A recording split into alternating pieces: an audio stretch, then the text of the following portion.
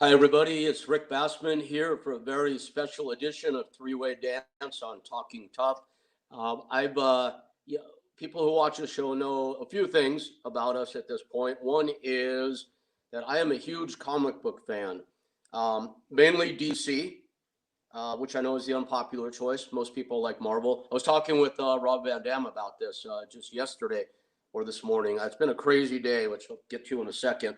Um, my favorite comic book was The Brave and the Bold. And that's when DC would take these like seemingly random pairing, like Dead Man and Elongated Man, or the Atom and the Green Arrow, and they would pair them up.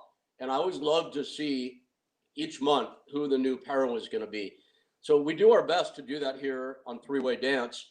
And it's invariably, not always, one iconic figure from the mixed martial arts world and a legendary figure from the pro wrestling world. And we do have that today. You guys know who's on. You've seen the post. It's Rob Van Dam and West Cabbage, Korea, and I'll bring them on in a couple of minutes. A couple of things I wanted to comment on first. John Pozorowski, John Paz of Two Man Power Trip, is going to be joining us live today, which I'm very grateful for a couple of reasons. One, John knows more. I should say, John has forgotten more than I'll ever know about the pro wrestling and mixed martial arts worlds. So he's going to help to carry this conversation today because I'm in a pretty out of it sort of space. We all have these days or weeks or months when it rains, it pours, as we say. And I'm not going to get into it because none of us have to promote our poor me stories or whatnot, other than to say, you always hear me talk about my dogs. You all know that Ramon passed just a few months ago, and now Gogo, the other love of my life, is in bad shape. And it's been I've been on vigil with her for about a week now, and it's challenging to say the least. So I'm in a bit of a weird headspace, which I think might forgive the following. So you know, I'm talking tough that we avoid politics at all costs. And you know, if I'm proud of anything other than taking care of my dogs, it's, I believe, a statement that I can factually make, which is nobody, not that anybody would care, but nobody knows if I'm left or right or blue or red or Democrat or Republican or conservative or liberal, whatever you want to call it. But man, one thing I do want to talk about today, not getting into politics, but how we handle the way people are treating the other side in these days. It's driving me really, really crazy this week, and it's having a big personal effect on me. Today's 9/11, you know, and I know we're all in remembrance of the people that died on this day and what it's meant to this country and the world and all of us. I hate to say it, I'm going to probably sound really not cool when I say this, but when it went down live, I remember watching it and saying, "This is awful," obviously, but I didn't feel anything, and I'm sad to say that. These days, with all the divisiveness in this country, I'm feeling it more than ever. And you know, in the words, the immortal words or words we should forget, whichever, of Rodney King, why the f can't we all just get along? To me, it's becoming a little too much. The two gentlemen that are on today, they have both have reputations, and largely deserved, I think, of being like really cool, mellow guys. So God love Andrew Bernarski, and I do love Andrew Bernarski. But wouldn't be the day to have someone like Andrew on who's going to get up our you know what's with opinions and rhetoric and divisiveness. So I'm hoping today a bit the opposite is true. We have guys on who are legends and icons in their particular spaces. I know you know them, John. I know you're excited about this. We spoke about it. Rachel, our other producer, I know that the wrestling and fighting world is new to you. I dying to talk with you afterwards to hear what you think about getting to know two guys who I've known for a long time, who don't know each other, which always makes this fun. Joining us today on Talking Tough, the iconic and legendary from the mixed martial arts space, UFC on down, West Cabbage, Korea, and the equally legendary and iconic Rob Van Dam. Guys, very happy to welcome you here on Talking Tough. Thank you. Happy Friday, Rick. Hey, Rob, how you doing, buddy? Long time no see, guys, both of you. Yeah, true that. Hey, did DC really have a character named Elongated Man? Oh, Right? dude, That Ralph. was like their version of Mr. Right? Fantastic, yeah? Yeah, Wes Yeah, knows the elongated man. See? but didn't they have Plastic Man? Or Yeah, they that? have Elastic Man too. Wow. Yes. All right, Wes, you know this stuff. All right, now I'm going to bore everybody. Do you remember the real name of the elongated man? Ralph Dibny. Who cares, right? Anyway, yeah, Who that was a cares? good one, Rob. Yeah, for to those of you out there, Rob owned a very successful comic book shop back in No, the it day. wasn't. It wasn't very successful. Well, it depends on what perspective you take. It was perspective in the angle that it brought a lot of joy to some fans, a lot of pro wrestlers, and get pictures taken with them. But on the business sense, it was not successful. It burnt a big hole in my pocket for, I don't know, 2.5 years or so, and then I finally pulled the plug. Yeah, things aren't always as they appear to be on the face of things, are they? Especially in business. Well, I was a baby. I mean, I honestly, Rick, I look at until just a few years ago. Everything prior, I had I feel like I had a mindset of a child. I feel like I got divorced, and then I got all of a sudden my priorities changed. It was like comic books and all my action figures and stuff that I carried around my whole life. I was like, you know what? When I gonna get rid of the house, go start a whole new life. It, priorities were so different. It was like I didn't care about certain shit as much anymore, and that was part of it. I don't remember what I was talking about. So did you get rid of your action figures? That's what I need to know. Yeah, I kept some of the ones that are real important to me. I had two display cases full of Ghost Rider shit. Everything trademark on it. Every statue that you've never seen figure, and I had every cameo that he did in any comic book, even if he was on a TV screen in the background of a Fantastic Four number 474. I run it down and shit. So Oh, it was that's cool. cool. Yeah, but I don't like follow it that much anymore. Um, the Yeah. the whole thing. I love that stuff. I never got into it myself. I've only ever owned one action figure, and there it is, right there. And Nice, Roddy Piper. Hey, nice. Wes, where can Yep. we get a Cabbage action figure, man? Did they make one? Only back in like the early '90s, the Cabbage Patch Kids. There you go. That was modeled after you. Oh, that's Yeah, awesome. nice. Right.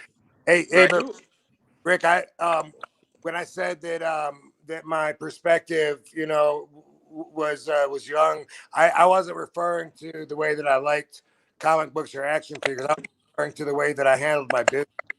Like I figured I was ran the just store like an idiot, and even my time in WWE. When I think back to it, I really felt like I don't know, like I was. They say when you're a kid that gets into the entertainment business, you stop growing up at that age. yep. I think that happened to me right out of high school. I felt I had this high schooler state of just recently. Always Yeah, and better. I figured you were talking about perspective, and I Okay. think I think the subject of growing up would actually be a good one for us to tackle these days. So we hear from so many people that just feel like stuck in their lives right now. Growing up. Who talks about growing up? I just hunted down this at a store. I just had to hunt down this GI Joe figure at a store. Right on Who cue, man. Right on cue. who has Well, who has time to grow up? Wes, if anything, you're like growing down, man. Everybody. I told Wes when he first came on, we were talking for a minute or two. Yeah, I don't recognize you. You have lost so much weight. You look like a different person. So you're taking care of yourself, right? That's a good sign of growing up, I would dare say. Right? Definitely. I wish I would have learned this stuff earlier in my career. I think I would have done something better. You know what I mean? What did you learn? What did you learn though about matching your diet to your blood type? That sounds fascinating.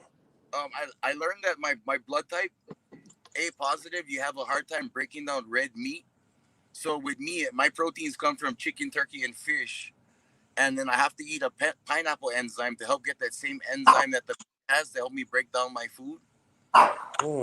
But Wow. so what I did research in when we started doing that is people with Asian blood, like true genealogy, they have some kind of allergic reaction to milk. I mean, it won't cause them to get hives or anything, but because back in the days they only used to drink it when they used to milk the cow. They never refrigerated it, drank it for breakfast, you know, lunch, you know, had it like 4 times a day, 5 times a day, drank it with cookies and milk. So a lot of Asian people have a lot underlying dairy allergy that they don't really know about. So you've like broken it down into science. So here's a question I want to ask you. So there are so many people stuck at home right now. We all know why. And I keep hearing and reading things about how people are just eating like crazy, gaining a lot of weight, getting out of shape. Wouldn't this be like a good time to reverse that trend? It would, but what a lot of people are doing is they're just stress eating because they're so stressed at staying at home. You know, that's the only way they can find comfort in themselves is by stuffing their face with some Twinkies or a tub of ice cream, you know? All right. When in And actuality, if they would get up and try and do something, I mean, you can't even get up. Some people's houses are too small to exercise in, you know, but if they could have a reason or a way to get out and exercise, a lot of these people wouldn't be just staying home and just getting fat, you know? so you guys and Rob, if you would chime in on this also. So let's say there's however many people out there are watching this right now, and they're stuffing their face with Twinkies. What's something they could do? Rob, you've kept your physique all the years I've known you, more than 20 years now. I don't think you've gained a pound. I still weigh the same. I've always weighed. So we're all three of us are doing pretty good. What could you guys tell somebody out there that's stuffing their face and getting fat that they can start doing tomorrow to turn that around? I think one important thing is the mindset, and they really have to have a reason to do it. Like right now with the pandemic, people are quarantined. It seems like there's no reason, no rhyme or reason for anything. If you don't have a job or anything, it doesn't matter what time you go to bed. It doesn't matter if you don't get dressed or shower for days. But if you really think about the mindset of why, you know, why you want to focus on your health, because that's what it is. It's not just about look, but it's inside you too. People sitting around, maybe they think, well, it doesn't matter. I got time to put on some pounds. I'll work on it later. But I mean, your heart suffers from it. People aren't keeping track of their blood pressure and their heart rate and stuff like that. Really, the mindset, like find a reason, like to be healthier. For us, it's our job. We have to keep working out so that we can do our job. Mm-hmm. It's really part. Sometimes I hate it, but I don't want to die in the ring for me. Right? But sometimes, just being around and being healthy for your family, or even just you, just because if nothing else, the benefits of feeling good when you work out, it releases those endorphins in your brain. You feel good. That happens every single time. Yeah. And that's really worth taking home. I get up at 7 each day. I have an hour practice I do in the morning, a little bit of exercise, a lot of like internal motivation or meditation. It's a little different every day, but I can tell you, I do that religiously now. I will not look at my email, my text messages, my Facebook, any of that until that's done. And I'm not trying to put myself over, as we say in the wrestling world. It's more that before I was doing that, I think I was going the route of what we hear is so prevalent now, which is all this shuttered depression. So, Wes, you mentioned there's people don't have space in their homes. A mutual friend of myself and Rob, Diamond Dallas Page, and this is not an infomercial for DDP yoga, but it's a practice that I do, and you can do it on your TV screen. If people are watching us right now, it means they have an internet connection, so they could get DDP yoga or any other number of programs and stand in front of their TV. Doesn't take any more than 4, 5, 6 feet around them and do something. Look, you don't have a fight booked right now, do you? I mean, like everybody will have an excuse on why they cannot do it. The best thing, like how Rob said, look at your kids. You want to be there for your kids to graduate. Learn healthy eating habits. Learn better things to take care of your health. You know what I mean? Look at your kids. If you want to be there for graduation, you want to see their grandkids. Start eating healthy. All right. So, how old are you now? Do you mind saying, Wes? I'm 40. You're 40. Yeah. And again, you look amazing. I still can't recognize you. I'm shocked how different you look. Thank you. You, Thank you. you do not have a fight booked coming up right now, right? No, I was talking to Bare Knuckle, but because of all this COVID stuff, like they put it on hold. Okay, so you don't have a fight coming up. Rob is working regularly. So Rob, as you mentioned, has a professional reason to look the way he looks. I'm sure, Rob, you would keep in shape otherwise, but you do have Well, that motivation. I like Wes, to, I I'm like sorry. to, I like to think so, but a lot of times it really is like it feels like a part of just a job, especially if my body's hurt, because I'm over the years I beat myself up pretty good, so I got pains that kind of change from one body part to the other and float around and things like that. And sometimes that gets in the way of really enjoying working out because my body hurts, and I don't, want to work out. And sometimes it's just like, oh, but I have to do it, and so sometimes I do, think if I totally didn't have, if I wasn't wrestling, sometimes I do think, wow, then I wouldn't have to work out. But you're right, I would still do it. I don't know. I don't know what would push me, but something would. Sure, 'cause I want to be. Yeah, I know, I know you would. Yeah. And Wes, so Yes. last word on this subject, then we'll move on to something different. You're Yeah. 40 years old. You do not have a fight coming up. So this is a choice you have made to change your look, to change your physicality. If Congrats. you have 30 seconds, as we say in the wrestling world, to cut a promo, to preach. What can you tell people that they can start doing to better their day tomorrow? Better day tomorrow. Just start off by taking a few steps. Start walking. Look into trying to eat to your blood type. It's super simple to do. I lost like 100 pounds in less than like 4 or 5 months, and it just came off of me. And now when I try to even eat red meat, I can't even stand to eat it. All right. That's a good thing. Oops. Oh, there, you're back. We lost you for a second, Wes. That way, when it does happen, when you do be able to go inside there, you know what to do already. You're already 1 foot in the door with already changing your eating habits. And another thing is, another way they can start changing their eating habits, instead of eating 3 big meals a day, eat 6 smaller meals. Yeah. And drink at least a gallon of water a day, so that way your metabolism is never stopped. Your metabolism is always going, so it never stops. And these are all simple things anybody could do. So thank you. Like, if somebody told you to drink 8 glasses of water, you'd give a hard time to drink 8 glasses of water. But if somebody told you to drink 4 or 5 beers, you know what I mean? The beers would go down way quicker than the water, Oh yeah, or eight beers, right? Right. Yeah, exactly. So guys, I mentioned I don't like doing politics or getting into confrontational stuff here on Talking Tough. But who do you think would win in a tag team MMA match? Cabbage, Korea, and Joe Biden versus Rob Van Dam and Donald Trump. I'm just kidding, man. No, fuck that. I'd rather team up with Rob Van Dam and fuck both of them up. That's the right answer. Yes. Love it. Thank you. Hey, Rick, to add, like what somebody can take to do steps in the right direction. I actually, I don't know if I have a movie, a documentary on Amazon called Headstrong, and it's really personal.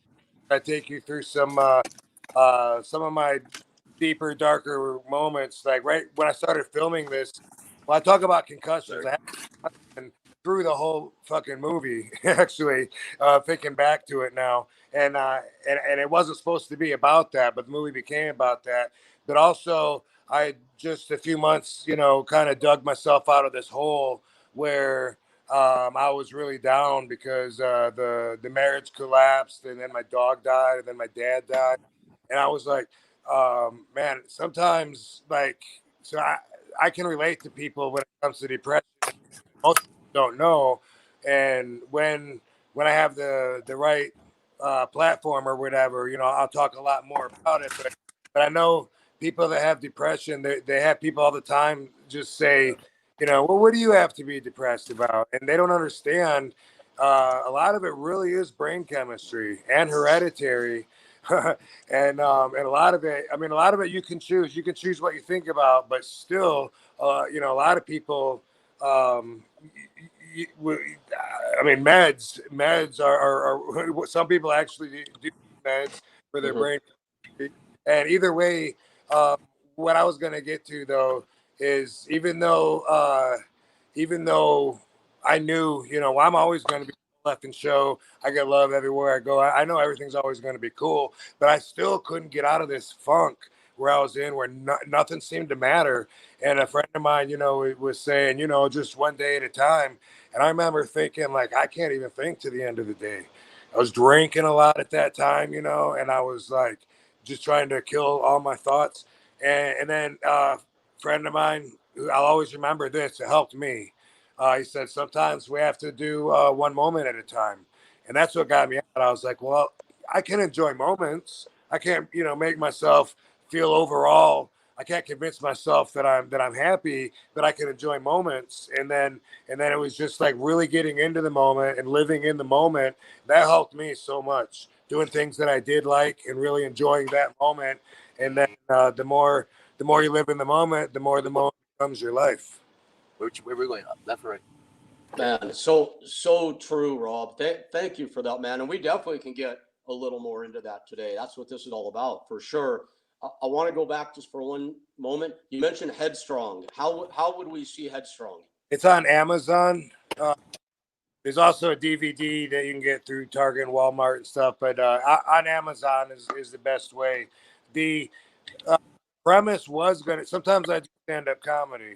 Uh, we had, we had a week lined up. I was going to be on the road doing stand up comedy for like 7 nights, and the idea was we'll bring the camera, film the road trip. But I showed up concussed, and at first I wanted to ignore it and just get on with the plans.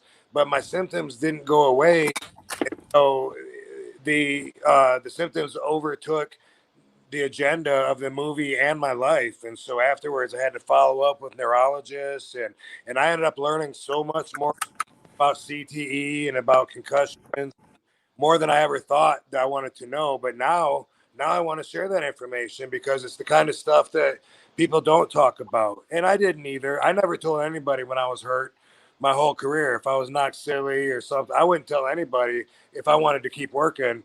Mhm. So that was all on me.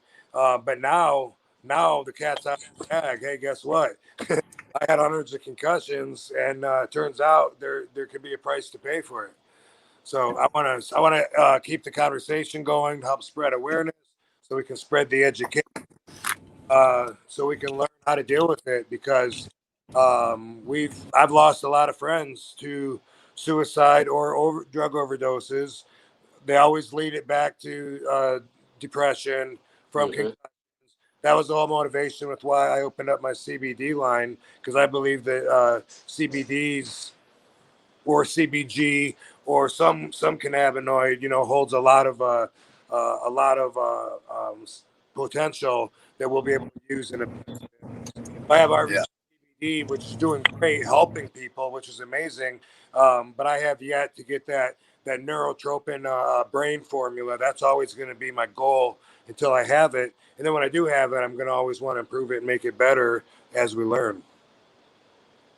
Man, you sound like you're in a really good, positive place these days, man. It's like it's so nice to have somebody on and to see that, especially someone that struggled. Uh, that you mentioned almost casually in one sentence, got divorced, you lost your dad, you lost your dog. How how dark? And I don't want to dwell on this, but it's to make a point to people out there. Like on a scale of 1 to 10, how dark and depressing did it get for you at one point? With 10 being the darkest, Yes, uh, probably an 8. that's pretty high, man. That's debilitating for sure. Yeah. And and you made choices, like you said, living in the moment. You can't well always can't help what we think, as you said, but oftentimes we can. And I don't know how you did it, how you got yourself out of it step by step. But man, I'm just really glad to see that you are where you are right now. That's fantastic, Rob. Yeah, thank you. You know, it's great. Like I for me, the longer I'm alive, the better life gets. You know, when the whole thing with the marriage, you know, I was trained and I told myself that it was a failure, but I'm so glad now that I was released from that because it's so much better now. And where I thought I was happy before, now I know I was content. I really hadn't experienced what I needed to experience out of life. Like everything is just, I just feel like I'm so much more in tune with life, so much wiser, not as held back, you know. It was just, I was married to a very insecure person, and the kind that like if I looked in the direction of another good-looking girl, we were fighting. You know, what do you? Mhm. Oh my God, it was like that, and a lot of people can relate to that, but not being in that anymore because that was like too big of a part of it. I mean, it was really like we really didn't fit as good. It's amazing we lasted as long, but man, when just right when I met Katie, which you know there was a little time in between, you know, where I was enjoying a lot of moments. But when I was with Katie, it was just like the first date out. You know, I just treated it like I'd known her for a long time. I was just so into the moment. I was just like, you know, whatever you want to do, you're the boss. And I was just like so happy because I wasn't worrying about the rest of the day or the rest of the night or you know I didn't worry about how I was going to drive home.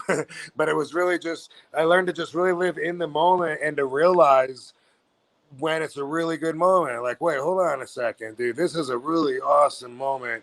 I want it to just last as long as it can. And eventually those really good moments took up all the time and filled up the space so there wasn't room for the bad moments. Man, you know, it's like it's so nice to hear this. And you know, I've heard people say oftentimes that, oh, live in the moment. That's a cliche, but it's so not cliche. And you know what's worked for me a lot, and I have a long ways to go till I'm there or wherever there is, and who knows if I'll ever get there to nirvana or whatever it is. But I know that no matter what's going on, the more I could be grateful, gratitude practice for something happening now, and you can always find it no matter what's happening. You're talking about reprogramming your brain, man. That's what that does. And some people do need meds, you know. I'm the only one in my family that didn't take meds. My mom, my dad, my brother, and my sister all took Prozac or Zoloft, and I was the only one that didn't. But I've been smoking weed since I was 21. I figured maybe I was self-medicating or whatever. But yeah. But dude, So I got to a point, Rick, where I needed help up. I was so far down that like I would just start crying and I wouldn't even know it was coming. I'd be talking to someone, start crying, mention my dog or something, just start crying, and then I couldn't stop, and it was horrible. And I got on some meds, and holy shit! All of a sudden, I got connected my whole life. I could talk about stuff that I never was able to talk about. And I just wonder, you know, if I had the balance younger, earlier in life, you know, how much different things would have been. You know, choices would have been made from a different perspective. It's like you know, it was really, really, really hard to do to admit to myself, you know, to physically, literally pick up that phone. Very difficult. And so now I know that I know what it's like for people that don't want to say that they don't want to get help or they think that there's something wrong with them because they should just be able to kick out on their own. Sometimes you need help. Wes, I'm sure there's nothing in what Rob's saying that you can relate to, right? Smoking a little reefer, maybe, That maybe women who are possessive. We would never find that in Hawaii, would we? oh fuck no, you got a lot of them over here. I know, man. Believe me, I know. Yeah. Okay. Oh, Yeah. Who was that? Who was that? You just didn't tell hi to. Oh my God, dude. Yeah, that was so. But and then I would get offended by it because I was actually being faithful and being honest. You know, like the entire Yeah. time, even though it wasn't returned. You know, and then things like that would bother me more than they should because it wasn't just she thinks I'm looking at that girl. It was like she doesn't even know what she has here, and she thinks that she doesn't trust me. And oh She my starts God, assuming and everything, and it just makes it worse. Yeah. so much unnecessary stress. so Wes, I want to ask you, man. Yes, sir. You know, people I think regard Cabbage as this like happy-go-lucky guy. That's always been my impression of you. Yeah. And we reconnected on the phone not long ago. And one thing I take away from every time we talk, and I never told you this, is like, wow, this guy is always upbeat and positive. That's one reason, like, when I see your name come up in caller ID, I always want to answer the phone. There's some people you see come up, you're like, I'm not up for that today, right? You're like, I don't want to talk to this negative Nancy. Yeah, exactly. So, dude, is that your nature, or have there been deep dark times for Cabbage also? I've had some deep dark times, but I mean, I've always been like this. I've always been the one to try and give as much. Like I told people before, my bridge is made out of iron. Like it's hard to burn this fucker down. Sorry for swearing, but That's all right. it's hard to burn it down. You know what I mean? If you burn me, I'll give you many chances. You know what I mean? I just have a really big heart. Aloha. I have just a really big heart, and it just really doesn't faze me. Like to me, I'll give people a lot of chances because, like I said, my bridge is made out of steel. It's easy to rebuild steel because you still got the structure, you know. That's okay. So coming from that place and that attitude, and this is the question for both of you guys. Yes. For all the crazy, I know what we do in our world is we're all on social media at least a little bit, and it's pretty impossible to avoid these days people with really strong opinions in one direction or the other hating on people that don't agree. Is that bothering you guys at all, or is it just roll off your shoulders? I'm really curious for two guys that have it together, that mentally seem strong, emotionally seem strong. How do you look at that? With me, I just play it off like a leaf in the river. You know what I mean? When people start hitting me with that thing, I'm like, you know how when you see that leaf in the river just floating down, doesn't care in the currents. Hey, I'll go in the tide pool for a little bit. You know what I mean? And it'll kick me back out, and I'll continue my way down the river.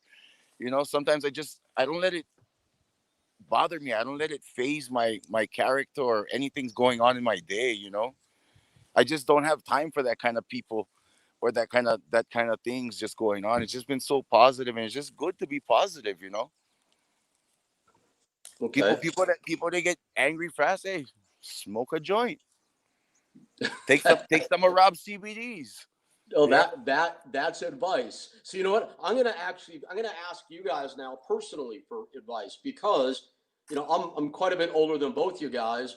I like to think of myself as pretty involved in my thinking and emotionally and intellectually, but I have to admit the fighting amongst people is bothering me these days. So what can I do? What could you guys advise me to do to not be so bothered about what's happening out there? It alarms me that people are so ignorant. It does. And in my mind, it just distances me from them. And I think, oh, that's right. That's what, like, the status quo, that's how ignorant they are.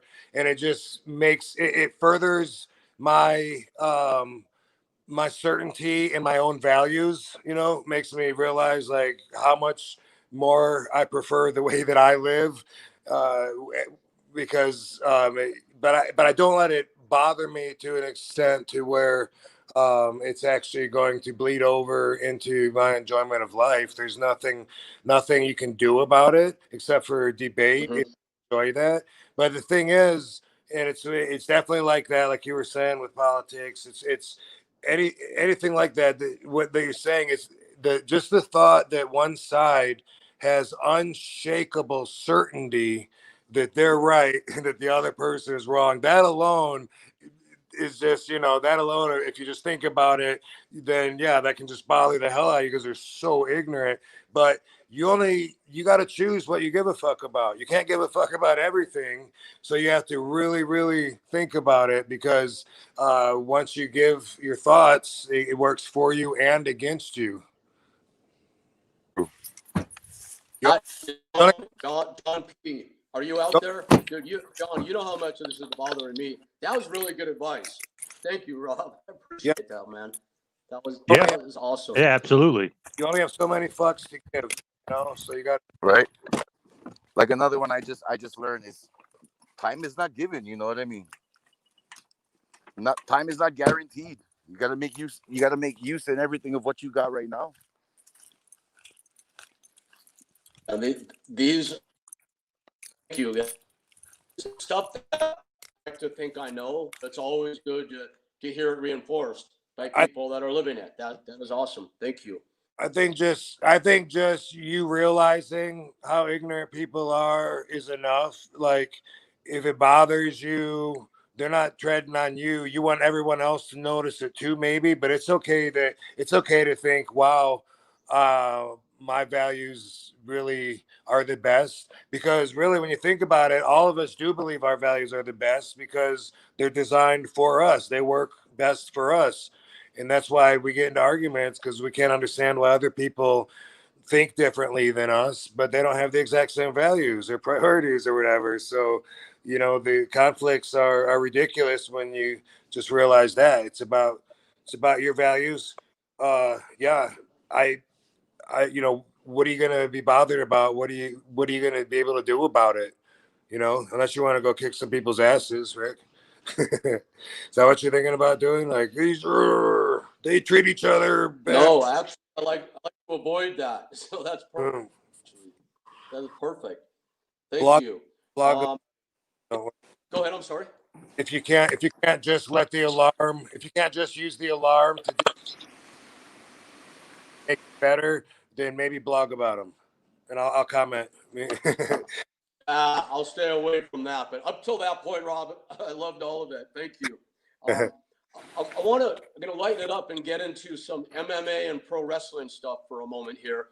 And I would like to invite on my producer and our resident expert, John Paz from the Two-Man Power Trip. So, Wes, mixed martial arts, man. You're an icon. You're a legend. You may or may not know this. I've actually been across the cage from you twice. Once when I brought Butterbean to fight you, another time when I brought Tank Abbott to fight you. And and I always remember, my impressions of you. Such a nice guy. I mean, you're out there to win and do damage, as they say. But not only just nice to everybody around you. That it included Tank, it included Butterbean. But what I want to know is what does it take to stand up the cage from a guy like Tank Abbott or Butterbean and go, hey, I'm just here to fight. What's the mentality that it takes to get to that place? Just a lot of discipline, I guess. Like I was never one to be out there trying to cause trouble or anything growing up. Like, so when I first took up MMA, I was like, oh damn, I used to do jiu-jitsu tournaments and get super nervous, but my first MMA fight was like a walk in the park, So I knew maybe this is what I'm here for, So it was like, I don't know, I never had any problems with that. It's part of who you are. Yeah. Backstage with Tank one night, and he was there to fight Paul Bontello, who was literally screaming and throwing up in the dressing room next to us because he was all dead before every fight. So that wasn't your experience, though. It came natural to you. Is that you got us, Wes? Can you hear us okay? Yeah, I can hear you guys. All right, very good, very good. Rob, you're a martial artist. Have you watched Cabbage before? Have you seen Cabbage fight? I think so, because there can only be one Cabbage, right? Didn't you sometimes have your hair? That's right. Didn't you sometimes have your hair like different colors? Yeah, I had it dyed when I fought Tim Sylvia. I had it dyed all Yeah. 9 colors for September 11th. I had it dyed. Yeah, totally. Yeah, I've seen you, bro. Definitely kick ass. Yeah. Yeah. Oh,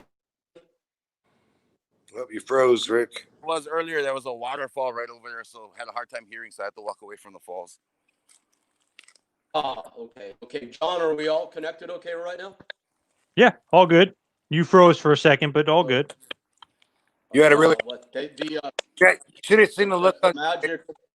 You were frozen, Rick. You should have.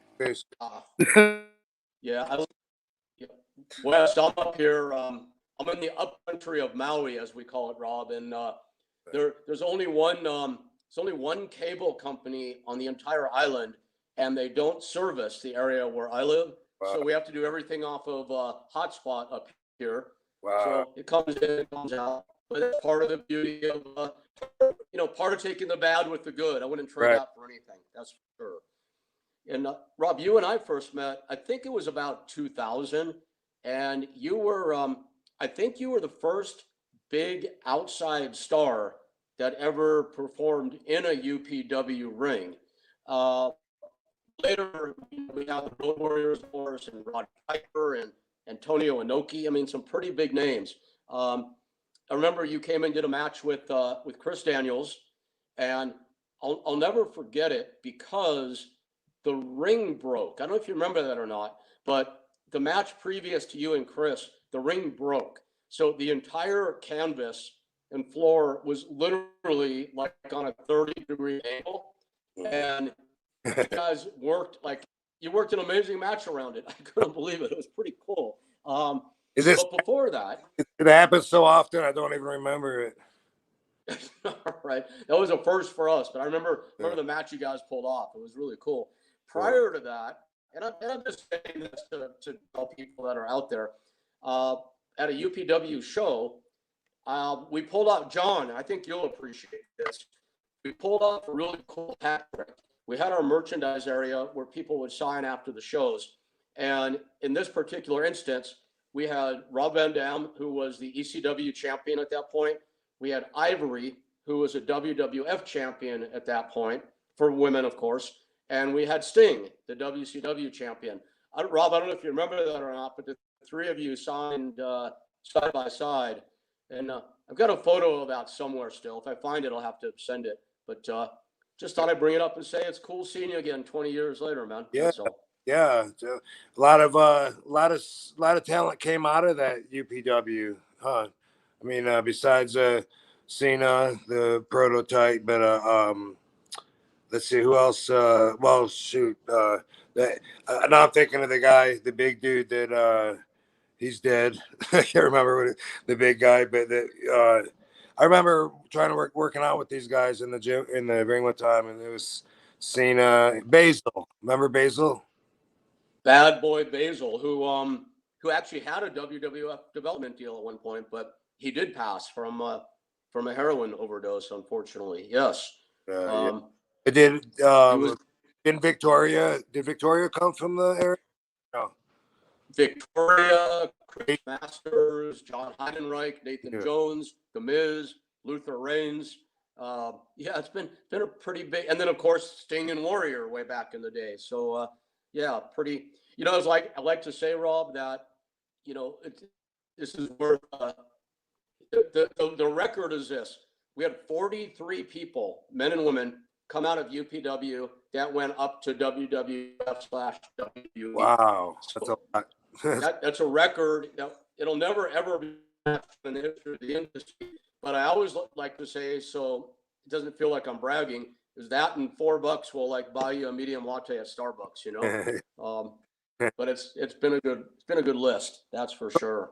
That's pretty cool. Yeah, definitely. So Wes, who's out there in the heavyweight division right now that would have been like a great night for Cabbage? Fuck any one of these guys out there right now. Even as right now as we speak, you know what I mean? I don't see not to take anything away from the guys, but look, I could give them a run for the money, you know what I mean? Well, especially right now at this weight walking around, you know what I mean? I could put on a little bit of weight and I could give them all a run for their money. I could put them all on notice. But they gotta let me smoke herb though, because I got my medical card. Yeah. Is that okay with the if you have your card? Can you smoke herb and be cool fighting these days? Do you know?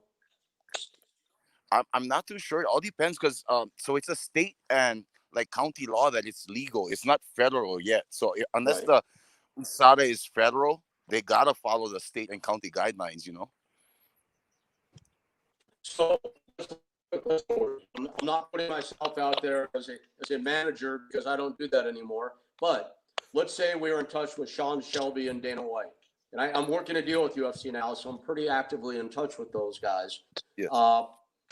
And they're like, wow, look at Cabbage. He looks great. He's 40, which is not old for the heavyweight division. We know that. Yeah. Let's, let's put them in there with, whomever it is to get restarted. Could you give up the herb to do that? Oh, definitely. All right. I'm All at such right. a strong point. My mind is so strong at this point in my life that I could quit anything. You know what I mean? I was addicted to opiates before I started smoking weed and taking CBDs. I got into big trouble taking opiates. Oh, dude, I'm sure Rob Van Dam and I have never heard about anybody having trouble with opiates before. Right? Never in their life, right? Yeah, yeah. Oh, And then that runs once I got rampant. turned on to my friend, Chris Taloa, who's from Hawaii, he turned me on to the CBD company, and that helped me actually kick my pain pill habit that I had. Nice. Have you tried Really? them? What's that? You tried kratom? Is this a company? I Rob, go tried ahead. I'm kratom. sorry. I tried kratom before, and kratom never worked for me. But because you just tried the capsules, right? Yeah, I tried the capsules The before. capsules, I find the same thing. Capsules don't work. The powder, however, works great. Works fucking great. It tastes horrible, Yeah. but like it says to take, I think like maybe 5 grams, and I take at least 12 grams. It's a bigger scoop that I use. Yeah. Tastes horrible, but dude, it works. Like sometimes, like I'm so hurt, that I'll take pain pills for a few days and I eat them, but I'm so hurt. I don't have to take any pain pills if I take kratom. Oh, nice. It really works, but the pills don't. I had to take 50 pills in order to feel like half a scoop. Feels like. Yeah, those pills don't work at all. Like I tried that. Like I had this guys give me some at this shop here in Hawaii, and they're like, "Here, try this." Tried it, and I was like, Yeah, "This I is got, not." Okay, got the powder. Rob, I'd like to dive deeper into this with you, Rob. I agree with you. Everything you've said. Kratom capsules do not work. Kratom powder definitely works. Yeah. Here's my concern, though, man. I had a bad go around with opiates myself, Wes, and I've been to rehab twice, good, bad, or indifferent. I haven't taken an opiate in about 3.5 years now. I don't think I ever will again. I've definitely had my share of experience with kratom. My concern, Rob, and I want to get your take on this, is that kratom may be every bit as addictive as opiates. What do you think about that? From my personal experience, I don't find that to be the case. I think that it's safer on you anyway. If you first off, if you are going to be addicted to something, I think it's better to have this coffee plant, as opposed to the hard drug.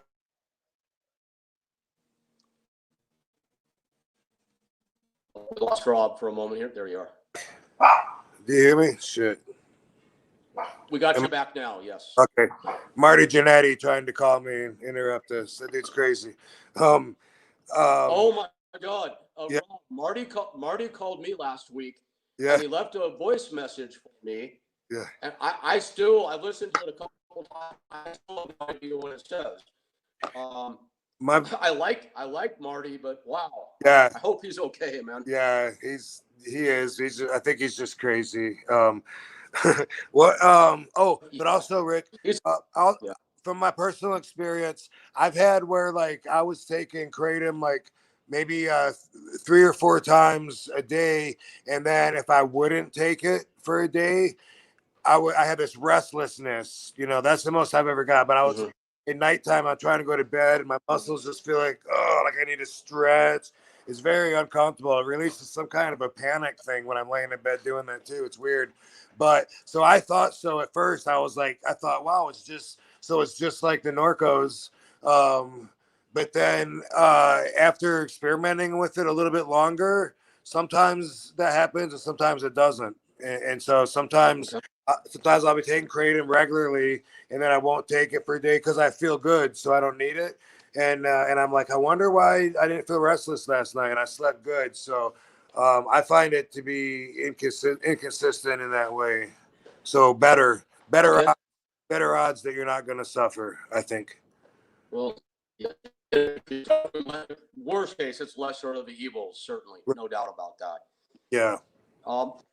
John Paz, are you out there? If Rob and Wes, if you don't mind, John's always got some cool questions that pertain to the fighting in the wrestling world. And John, I'm sure. Sure. Oh, first, Cabbage, Maverick Von Haug, the Soul Collector, is watching, and he wanted me to say hello to you for him. Tell him what's up. How you doing? Thanks for the support. Tell him, hey, Rick, Right. tell him hello from me as well. Rob, you know Maverick? I know the Soul Collector. Yes, sir. Right on, Mav. Well, hey, a lot of love from Cabbage, RVD, and me to you, my friend, as you're recovering. Talk about a guy who's been through the worst of the worst and always comes back down with a positive attitude. So hats off to you, Mav. John. Yes. Hey, buddy. Hey. So for Cabbage, John just always kind of Paz. curious about your UFC run.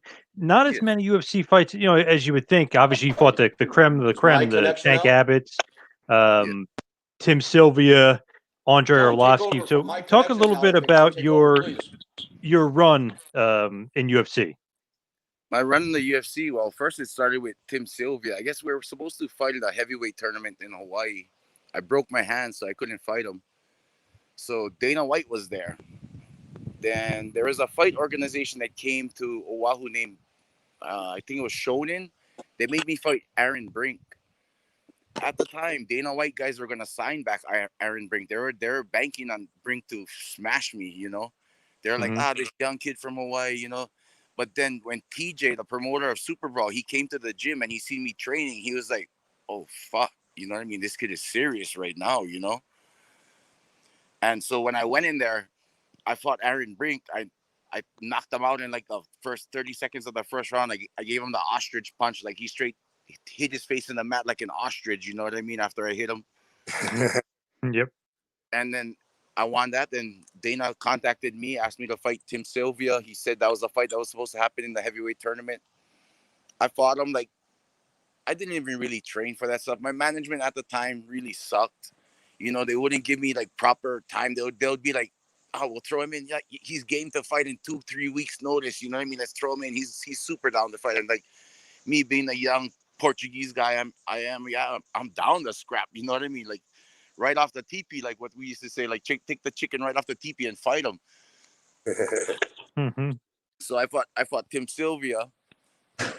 I lost that fight, but the crowd loved me because, you know what I mean? They was like, who the fuck is this person? You know what I mean? Right. The crowd loved me. Dana White kept in contact with me. Then they made me fight Sean Alvarez. This is when I did the split from Grappling Unlimited. Is when I fought Eddie Alvarez. I didn't know that the Prince wanted to bet with Egan some money because the Prince was good friends with Sean Alvarez. I love you, baby. And so Egan didn't want to bet him because he thought that I was going to lose. I ended up beating Sean Alvarez. I found that out afterwards, and I was like, wow, this guy was supposed to be training me, and he had no faith in me. I'm out. Poof. I dug out. I started training. I was living in Maui. I was training in Maui for a little while, where Rick is right now. I was training up there for a couple years. I had the key to Baldwin High School. I used to use the pool and the whole facility. And that's when I fought Tank Abbott. Tank Abbott, the UFC flew me up to the UFC office up there, and I was training downstairs. I was training with Alex Gong like a week before Alex Gong got murdered. Like he was my trainer training for the Tank Abbott fight. That's why my knees were so crisp for that fight. So what it was is, so during that fight, that training camp, Dana White guys, I think it was like 2 weeks out, they were like, hey, Wes, go back home, go see your family, because you've been training hard. Alex is going to go back to San Francisco, go take care of some business stuff. You guys are going to come back in a week. Okay. Alex went up to San Francisco. 3 days later, he gets shot on the street up there, which was shitty. So that way, when my fight came out, that's why I had F14 on top of my shorts when I fought Tank, because that was his logo. That's what he used to put on all his shorts, was F14. Was Alex Gong. So I did that in memory for him. That's why I was just clipping Tank with those knees on that first fight. And got the big win. And then Arlovsky was next, right? Yeah, I remember that one. And Those so- crazy so- times, man. Wow. Right. So then with Andre Arlovsky, I was supposed to fight this other fighter. Tim Sylvia tested positive for performance enhancing drugs. They asked me at the weigh-in if I wanted to step up and fight Arlovsky, and me, being Wesley Cabbage Correa, I was like, fuck yeah, I'm down to fight this guy. You know what I mean? He's just another human being. He bleeds like me. So I took the fight on 5 minutes notice, went in there. I mean, I think I'm the hardest. I probably hit Andre the hardest with a jab that he's ever felt in his entire life. But he still beat me. He caught the angles. They beat me. I had one more fight left with the UFC, but due to breaches in contracts, they cut me off the roster off that time. Did that one go the distance? No. With the Arlovsky fight, no, I think it went like 2 rounds or 3 rounds. Okay. Then they stopped it because I got hit behind the ear. I dropped. I was rolling back to get up, and the ref stopped it already. Right on. So RVD, got a question for you. So you go through the WWE. You beat John Cena for the world title. Yes. Then you 3 weeks later, they end up giving it up. Just kind of go through like the emotions and you at that point from the highest level of WWE to then 3 weeks later, they have you drop in the title and this, the situation that happened there. Is that all it was 3 weeks? Yeah. Yep. Man, same. Yeah. Well, first off, I never thought that was gonna happen as far as like me being the champion. And it never would have been in my pathway had I not restructured the whole pathway by bringing ECW back. Right. I changed the entire playing field.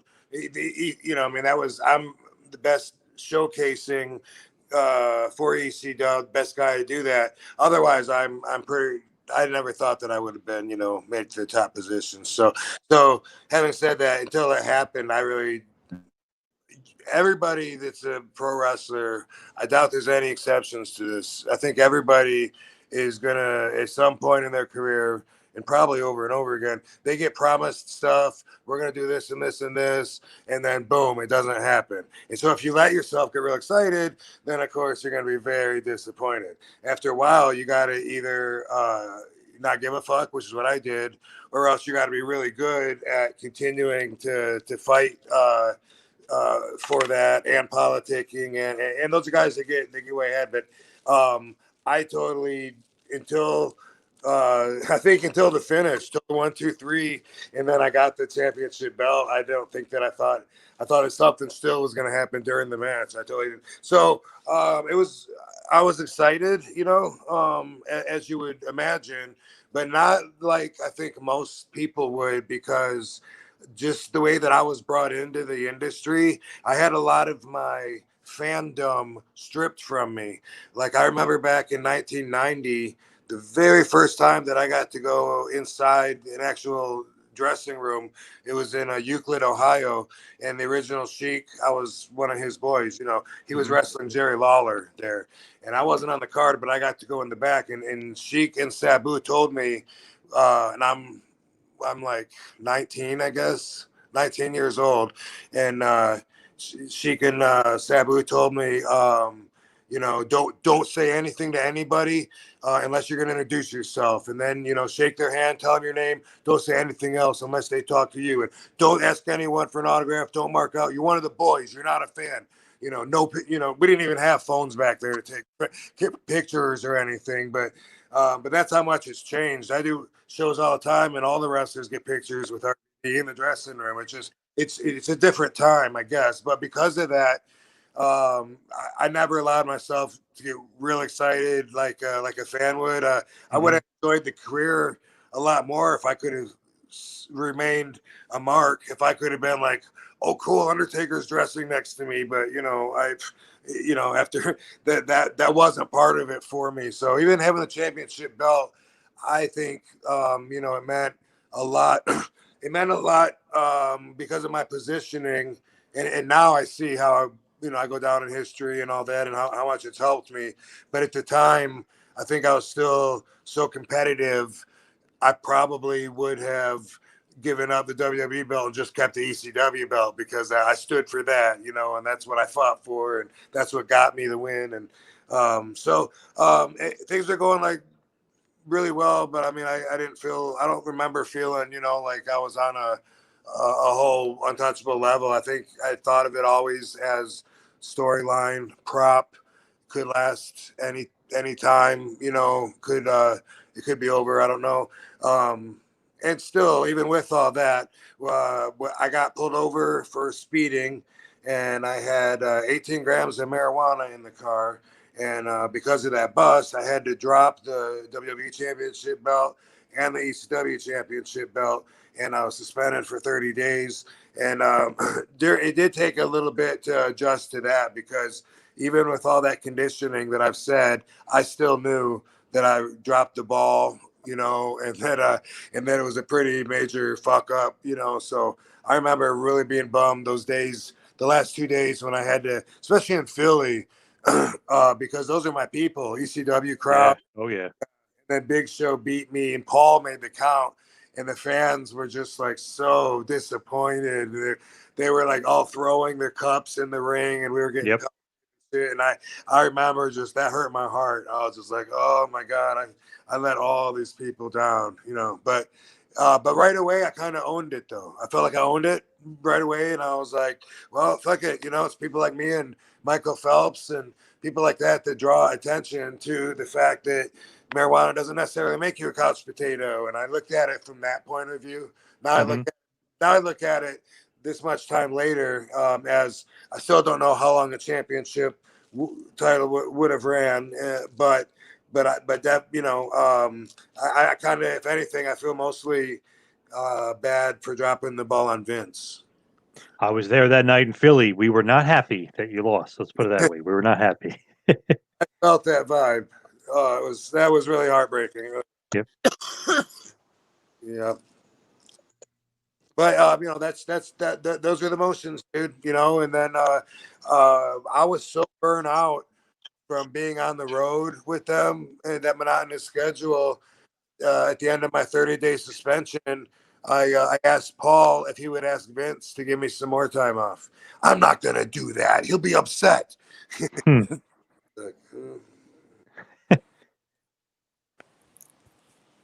that happened. Any other questions? There's a lull. I was going to let There's a lot. Rick. I was going to let Rick take back over. John, Yeah. are we all connected okay Yep. here?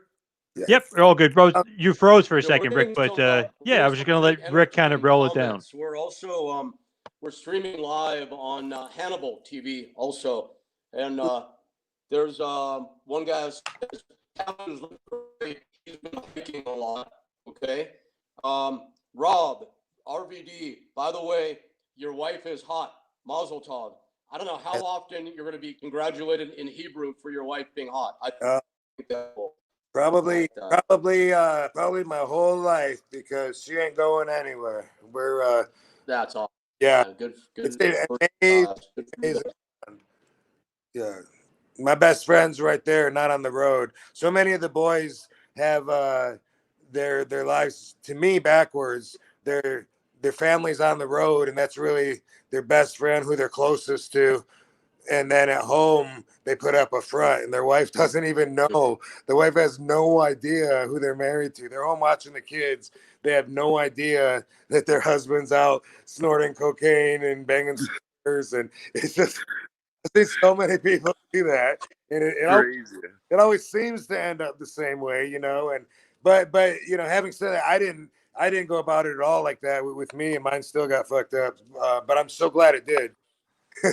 So, but yeah, yeah, it is awesome. We have a great bond, and there's my dad told me, don't let anything in between you two. If it's the person you're gonna be with for the rest of your life, like don't go to anyone else and talk about your problems, because it's you two got each other, and that's really all you got. Everything else comes and goes. Kids, jobs, money, houses, everything comes and goes. But if you really want to stay with that one person, and they should be pretty high on your priority list, if not number one. Yeah. Some more good advice from RVD. Yes, I'm full of it. I'm telling you, man. You are? I could That you are, man. cool at RVD. I love you, baby. All right. Well, hey guys, we've kept you more than an hour. It's been really cool to see both you guys. I appreciate having you on at the same time.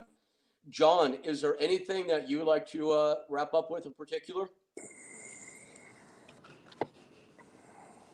Dude, Hey, you No, Johnny boy. nope, all good, Ricky baby, all good. All right, John. Robert. Thank you, John, for running this. Thank you, Rachel. I know you're up there as Thanks, John. well. Rachel. And Thank you, Cabbage, guys. RVD, man, it's really been cool seeing both you guys. And Yes. I'm sure I speak for a lot of people when I very much appreciate your positive attitudes. Thank you. Right on. Thanks, Gabby. Do me one hand.